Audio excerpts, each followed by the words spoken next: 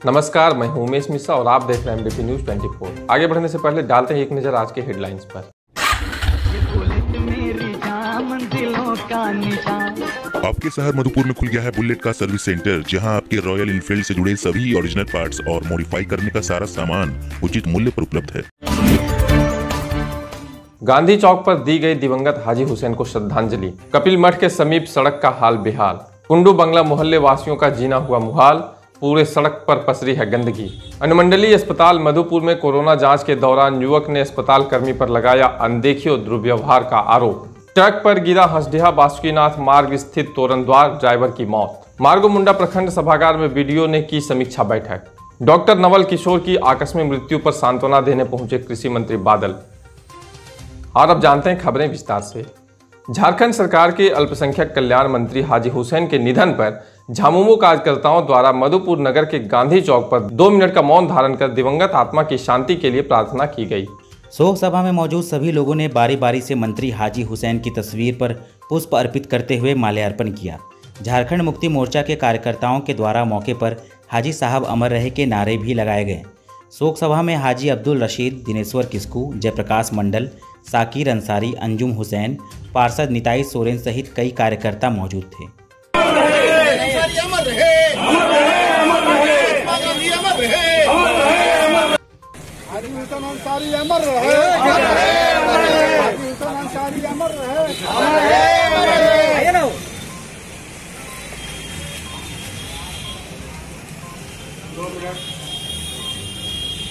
सांख्य योग के विश्व प्रसिद्ध साधना स्थल मधुपुर के कपिल मठ में आपने महाप्रसाद के रूप में खिचड़ी जरूर खाया होगा। आपको बता दें कि भारत में सांख्य योग साधना पर आधारित मधुपुर के 52 बीघा स्थित कपिल मठ इकलौता है। इसकी एक अन्य शाखा दार्जिलिंग के काश्यांग में भी है। अब आप सोच रहे होंगे कि मैं यह क्यों बता रहा हूं। दरअसल चलते हैं सीधे मुद्दे पर। कपिल मठ के मुख्य द्वार के सामने की सड़क पर लगातार गंदे पानी के जमाव से लोग परेशान हैं। नाले का गंदा पानी सड़क पर बहने से सड़क का हाल बेहाल हो चुका है। राहगीरों को इस सड़क से होकर गुजरना अब नागवार गुजरता है। दुर्गंध इतनी है कि इस पर पैदल चलना भी मुश्किल है।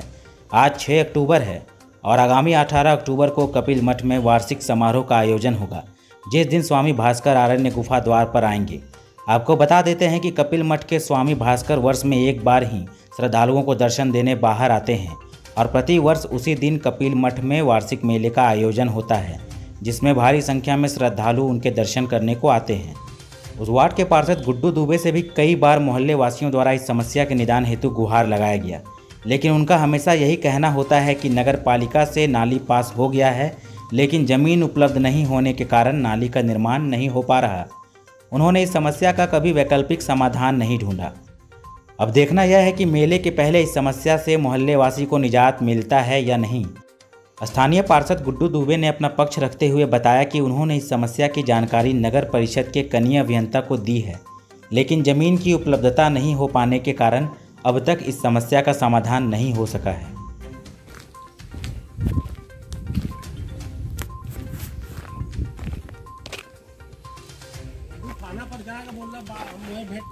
ये जो नली का पानी सड़क पर बह रहा है, कब से बह रहा है? ये पानी एक महीना से ज़्यादा हो रहा है। बरसात में तो बहुत ज़्यादा पानी बह रहा है। इस तरह बहने के कारण कि इधर नाले नहीं है, तो नाला जो बना है वहीं तक है? वहीं तक है। आगे बना था तो आगे तो ये अभी सहेली की ज़मीन है, जमाबंदी अपना घर बना रहा है। लेकिन आगे कपिल मठ है, लोग आते जाते यहाँ पर हैं, तो कभी वार्ड पार्षद ने इस पर संज्ञान नहीं लिया इसको लेकर?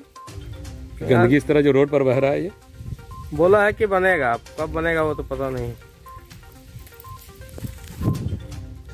जहां एक ओर झारखंड प्रदेश और केंद्र सरकार करोड़ों रुपए खर्च करते हुए स्वच्छता अभियान चलाकर लोगों को जन जागृत करने का प्रयास कर रही है और इनके लिए नगर परिषद का फंड भी मुहैया करवा रही है, वहीं शहर के कई सड़कों को देखकर आप अंदाजा लगा सकते हैं कि किस तरह से स्वच्छ भारत अभियान की धज्जियां मधुपुर में उड़ाई जा रही हैं। गांधी जी के सपनों को पूरा करने के लिए मधुपुर द्वारा लगातार स्वच्छता भारत अभियान समय समय पर चलाया जाता है। इसके साथ ही साथ समाज में कई संगठनों द्वारा भी महापुरुषों की जयंती के अवसर पर स्वच्छ भारत अभियान मुख्य बाजार में ही चलाया जाता है। लेकिन मधुपुर नगर परिषद क्षेत्र के अंतर्गत वार्ड संख्या 12 के मोहल्ले वासियों का इन दिनों जीना मुहाल हो गया है। इसका कारण यह है कि नालियों की साफ सफाई 15 दिनों पहले इस तरह से की गई कि अब सड़क पर ही चलना मुश्किल हो गया है। नालियों के ऊपर लगे सभी स्लैब को सड़क पर ही रख दिया गया है और सड़क के दूसरी तरफ बड़े बड़े वाहन अक्सर खड़े दिखते हैं और इन सभी कारणों से सड़क पर आवागमन करना काफ़ी मुश्किल हो गया है। अब ऐसी सड़क से आवागमन के दौरान संतुलन खो देने से छोटी मोटी दुर्घटनाएं होना कोई बड़ी बात नहीं है। साथ ही साथ नाले के कचरे को सड़क पर निकाल कर रख देने के कारण उसकी दुर्गंध से मोहल्ले वासियों का जीना मुश्किल हो गया है और यह सब बातों को हम नहीं बल्कि वहां के मोहल्ले वासियों ने बताया है, जो इस समस्या को दिन रात झेलने को मजबूर हैं। महिलाओं का कहना है कि घर का मुख्य द्वार खोलते ही सामने कचरा पड़ा दिखाई देता है। क्या हुआ जी, कैसे गिर गए? हाँ, कैसे गिर गए? सर गिर गया, स्लिप कर गया ना। ठीक ठीक ठीक। कहाँ है घर आपका? रोड इतना अच्छा है, उस पर क्या कहना चाहिएगा? हाँ, उठाइए मदद कीजिए। देखिए क्या स्थिति है इस रोड का कि आदमी गिर रहा है, सिलेंडर गिर रहा है। क्या आपका घर यहीं पर है? तो ये जो साफ सफाई है इस पे क्या कहिएगा? कहाँ सफा कहाँ है? इतना साफ तो है, पूरा गंदा सफा कहाँ है? पूरा साफ है। इधर गिर गए थे, रात में भी गिर गए थे, बड़ा गिर गए थे, बड़ा गिर गया ना। इतना साफ सफाई तो है। लेनिया का अंदर गिर गया, क्या कर गए? कौन है यहाँ का आपका स्थानीय पार्षद? हाँ, कौन है? बिट्टू भतवर। तो इतना अच्छा काम तो कर रहा है। कहाँ इधर इधर पूरा इधर लल्ली है। इतना बढ़िया काम हो रहा है, अब क्या करेगा? अब मार्बल थोड़ी लगा देगा। हाँ, क्या चाहता है कि रोड में मार्बल लगा दे? ना सर, दिक्कत है, दिक्कत है, चापाकल खराब है। क्या कहिएगा अपना नेता को? नेताजी देख रहे हैं वीडियो को। चापाकल बनवा देगा सर, चापाकल बनवा देगा। और रोड का चिंता नहीं है? सब चीज रोड की चिंता, चापाकल। आपको तो रोड से ज्यादा चापाकल की चिंता है। रोड की चिंता ज्यादा है, रोड का भी चिंता है ना। चलिए, रोड बन जाएगा, दोबारा आप नहीं गिरिएगा। नाली का पूरा कचरा उठा के यहाँ रख दिए, इसके पूरा दुर्गंध से पूरा घर एकदम पूरा दुर्गंध से एकदम बीमारी फैल रहा है। एक गाड़ी आ जाता है तो दूसरा बाइक भी पार होने में प्रॉब्लम होता है। और वही नाली का पानी से सब पैर रख रख के सब आदमी घर घुस रहा है, जिसके कारण और बीमारी फैल रहा है। वही पूरा कचरा भी रखा हुआ है, इसका आने जाने में दिक्कत हो रहा है। तो कूड़ा कचरा में तो शहर को चलने का आदत है। आदत कैसे छोड़िएगा? नहीं तो इसलिए तो कूड़ा कचरा छोड़ दिया गया है। 23 तारीख को टार्जन जी के द्वारा काफ़ी अच्छा नेक कार्य किया जा रहा था, लेकिन नेक कार्य के साथ साथ कम से कम कचरा को भी उठाया जाए। कचरा किसी का गेट के पास लगा के छोड़ दिया गया, बाइक से आने जाने में काफ़ी प्रॉब्लम हो रहा है। रोड पे स्लेब पसरा हुआ है, दुर्घटना भी हो सकती है बरसात के टाइम में। एक तो पाइपलाइन का काम हुआ तो रोड तहस नहस कर दिया गया और ऊपर से नगर पालिका के द्वारा ये कचरा रोड पे पूरा फैला दिया गया है। तो नगर पालिका से बस यही चाहते हैं कि इसको जल्द से जल्द साफ सुथरा किया जाए। उठाना रहा मटिया दुआरी पर 15 दिन हो गया, 15 दिन से यही रखा हुआ है, लेकिन कचाई लगे हैं तो दिक्कत हो रहा है। दिक्कत को नहीं है, बच्चा बुतरू का दे तब बोला तो या दूरिया पे लीजिए, आप बताइए क्या दिक्कत हो रहा है? कोई दिक्कत हो रहा है, माटी है यहाँ पे, खराब लगता है। तो बोलते नहीं, यहाँ का जो नेता है नगर पालिका में बहुत सारा नेता है, उसको बोलते नहीं है? ये मैंने किया है, द्वार पर रहेगा अच्छा रहेगा ना। हाँ, किसी का द्वार पे साफ सफाई होना चाहिए। सब कचरा ये आने जाने में रास्ते पे समस्या हो रही है और दुर्घटना की बना हुआ है कि दुर्घटना कभी भी घट सकती है। तो क्या आग्रह करना चाहेंगे आप नगर पालिका के लोगों के द्वारा? आग्रह करेंगे कि आप पद पे बने हुए हैं तो शहर को थोड़ा साफ स्वच्छ रखिए, रोड पे कम से कम। तो टार्जन जी तो जो झाड़ू लेके या नली साफ करते रहते हैं, तो यहाँ पे साफ सफाई नहीं किए हैं। जो समस्या है उनके देखते हैं, नजरों में जाती है तो क्या इस पे लेते हैं प्रतिक्रिया। अभी तो ऐसा गाड़ी लगा दिया है, कैसे पार करेंगे ठेला? अभी बताइए, अब देख रहे हैं अपना नजर से ना। नहीं पार कीजिएगा, नहीं कमाइए खाइए, जरूरी है। तो भूख मारे पेट तो कूदता जाता था ना भैया। हाँ। ये मानेगा? ये नहीं मानता है ना। तब तो आपको ऐसे ही गाड़ी अपनी ठेला गाड़ी पार करना होगा। पार कर रहे हैं हम लोग। तो यहाँ का नेता लोग के लिए क्या कहना चाहिएगा? अरे नेता ध्यान नहीं दे रहा, कोई यहाँ पे अपना अपना सब देख रहा है। कोई यहाँ ध्यान देता है क्या भैया? कोई नहीं।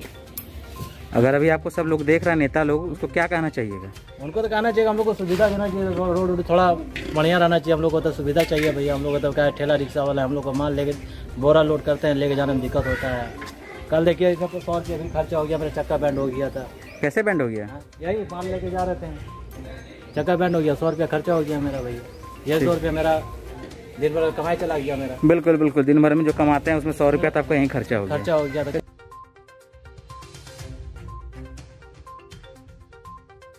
रहते हैं, ये ठेला इनका है, झालमुड़ी चाट लगाते हैं और इसी रास्ते से होके जाते हैं। हाँ, इसी रास्ते से। आप लेकिन कैमरा पे बोलना नहीं चाहते हैं कि आपको क्या समस्या है? समस्या आने जाने में बहुत दिक्कत होता है। दिक्कत होता है? ठेला सुबह लेते हैं, दोनों तो गाड़ी इधर रहता है, साइड में है। तो अगर ठेला पलट गया तो क्या कहिएगा उस पे? भाई तो फिर मदद मांगेंगे किसी से। तो ठेला ना पलटे उसके लिए आप क्या किए? हम तो कुछ नहीं किया भैया, हमारा वार्ड करेगा। तो पार्षद का जिम्मेवारी है कि नहीं है? देखिए बच्चे अभी तो फिलहाल बहुत दिक्कत से गाड़ी पार करते हैं। बच्चे लोग खेलते हैं और क्या दिक्कत होता है इधर से जाने आने में। गाड़ी कितना देखिए हम लोग को पक्का सब तो आ रहे जा रहे तो कितना दिक्कत हो। बिल्कुल। अब क्या चलना है, हम लोग फोन करना चाह रहे, फोन नंबर नहीं। फोन नंबर अभी आपको दे देते हैं, बात कर लीजिएगा। और क्या आग्रह करना चाहेंगे जो नेता अभी देख रहे हैं इस वीडियो को, इस समस्या को जो देख रहे हैं, उनसे क्या कहना चाहिएगा? क्या बोलेंगे, बस इनको साफ कीजिए और क्या करेंगे। अच्छे से क्लियर रखे, साफ सुथरा। देखते हैं कितना गंदा, पता है झाड़ू भी देने आते तो माचिस देते कि जला दीजिए उसको, क्योंकि उड़ के आ रहा है सब जगह। और क्या प्रदूषण पहले अच्छे लग रहे हैं क्या? हम लोग के तो हस्बैंड ही कर देते थे। जितने भी दर्शक इस खबर को देख रहे हैं, आप में से लगभग कई लोग कभी न कभी सरकारी अस्पताल अपने इलाज या अपने सगे संबंधियों और दोस्तों के इलाज के लिए जरूर गए होंगे।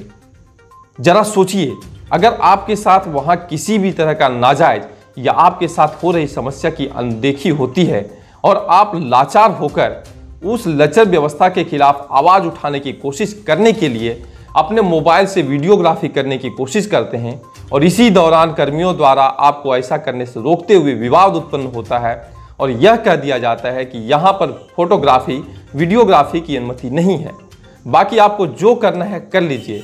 जरा सोचिए, ऐसे में फिर आप क्या करेंगे?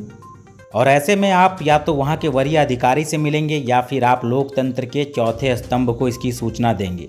ठीक ऐसा ही हुआ। जब हमारी टीम को इस बात की जानकारी मिली तो हम वहां पहुंचे और शिकायतकर्ता युवक की बातों को सुना, उनका पक्ष जाना। उसके बाद वहां पर कार्य कर रहे अस्पताल के स्वास्थ्य कर्मी को इन सभी बातों से अवगत कराते हुए उन्हें वह वीडियो भी दिखलाया जिसे लेकर विवाद उत्पन्न हुआ था। और यह भी पूछा गया कि इस पूरे प्रकरण में किसकी गलती है। क्या कहीं पर यह लिखा हुआ है कि फ़ोटोग्राफी करना मना है या फिर कोई आदेश है, और अगर आदेश है तो कहाँ पर लिखा हुआ है, और नहीं लिखा हुआ है तो क्यों नहीं लिखा हुआ है? आखिर आम लोग को इसकी जानकारी कैसे मिलेगी? स्वास्थ्य कर्मियों ने अपनी गलती को माना और फिलहाल मामला शांत हो गया है। हमें उम्मीद है कि इस तरह की समस्या अब नहीं आएगी। ऐसे में सवाल उठता है कि क्या यह लोकतंत्र की हत्या नहीं है? क्या इस तरह की सूचना अस्पताल में हर जगह नोटिस पर लगाया नहीं जाना चाहिए कि यहाँ पर तस्वीरें खींचना या वीडियो बनाने की इजाज़त नहीं है?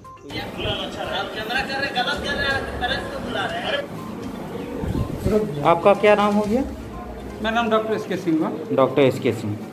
तो ये जो वीडियो देखे इसमें किसके साथ गलत किया गया? डॉक्टर जो मंजीत जी हैं उनके साथ गलत हुआ या फिर इस लड़के के साथ? वीडियो में अभी क्लियर नहीं हुआ है, ऐसे हमारे प्रभारी सर आते हैं, उनसे आप बात कर लेंगे। तो यहाँ पर वीडियोग्राफी अलाउ है या नहीं है? वीडियोग्राफी तो हमको तो नहीं मालूम है, प्रभारी सर से बात कर लेंगे क्योंकि इस विषय। तो फिर वो जो मंजीत जी थे वो कैसे कह दिए कि यहाँ वीडियोग्राफी अलाउ है? आप जो है ना प्रभारी सर से एक बार बात करके इस विषय में उनसे क्लियर हो जाएगी तो अच्छा रहेगा। ठीक है, प्रॉपर तरीके से जांच किया जा रहा है और सैंपलिंग ले लिया गया है और इसका पूरी तरीके से बड़ी तरीके से जांच किया जा रहा है और इसका जल्दी रिपोर्ट बना के हम लोग देके उसको वापस हम लोग भेज देंगे। डॉक्टर को जाके बोलें कि सर बेचारा प्रवासी मजदूर है और परसों ये निकलने वाला है महाराष्ट्र काम करने के लिए। तो वहाँ पे जो सर चेक किए थे वो नहीं थे, तो गार्ड साहब बोले कि बैठो 10 मिनट आप लोग, तो आएगा सर तो उसके बाद चेक होगा। उसके बाद 10 मिनट हो गया, हम लोग बैठे रहे। उसके बाद जब आए तो हम लोग को बुलाया। जब गए तो हम ये सोच के वीडियो कर रहे थे सर कि अगर इन फ्यूचर कुछ अगर होता है घटना तो मेरा पास एगो सबूत रह जाएगा कि कुछ हुआ है नहीं है, इसके लिए कर रहे थे। उतने में सर हमको बोला नहीं कि वीडियो इधर मत करो, मेरा मोबाइल पकड़ लिया और मेरा मोबाइल पहले से थोड़ा स्क्रैच था और अभी जब पकड़ा ऐसा दाब के और वीडियो आप देखे होंगे कि अनाप शनाप जो भी मन से बक रहा था और मेरा मोबाइल पूरा स्क्रैच कर गया सर। उसके बाद जब हम पूछें कि सर इधर कहीं लिखा हुआ है कि वीडियो होता है कि नहीं, उसके बाद हम सर को फ़ोन किए, सर आया, उसके बाद सर ये इसका समाधान किया। उसके बाद अभी हम लोग को फिर बुलाया है कि क्या प्रॉब्लम नहीं है वो देखने के लिए। उसके बाद जाके देखते हैं कि क्या है नहीं है। हसडीहा थाना क्षेत्र के बासुकीनाथ नोनिहाट मुख्य मार्ग पर नोनिहाट स्थित बासुकीनाथ मोड़ का प्रवेश द्वार कंटेनर के ऊपर गिर जाने से चालक की दबकर मौत हो गई है। वहीं इस घटना में सहायक चालक की जान बाल-बाल बची है।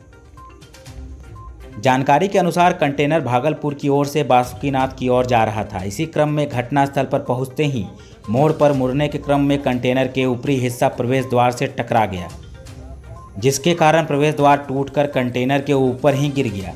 इस घटना में चालक की दबकर मौत हो गई। बड़े वाहनों का प्रवेश इस मार्ग पर वर्जित था। उसके बावजूद भी कई बड़े वाहनों का लगातार आवागमन इसी मार्ग से होता था।